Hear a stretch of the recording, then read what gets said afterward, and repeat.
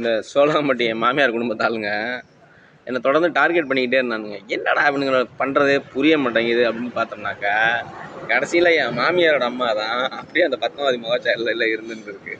இதுக்கு தான் என்னை வந்து டார்கெட் பண்ணியிருக்காங்க. எப்போ, அதாவது நான் மலேசியாவில் இருக்கும்போது சில விஷயங்கள், சில உணர்வுகள் தோணுச்சு. யாராச்சும் நம்மளை அடிக்கிறதுக்கு, வெட்டுறதுக்கு, குத்துறதுக்கு, கொள்றதுக்கு, நம்மளை தலையெடுக்கணும்னு சொல்லி, கையை காலை எடுக்கணும்னு சொல்லி பிளான் பண்ணுறானுங்க அப்படின்னு எனக்கு தோணுச்சு. யாருன்னு பார்த்தோம்னா, கடைசியில் இப்போ 2வது தடவை பொண்ணு கட்டியிருக்கிற இந்த குடும்பத்தில் அவங்க பேர் சந்திரா. அவங்க தான் ட்ரை பண்ணிட்டு இருந்திருக்காங்க.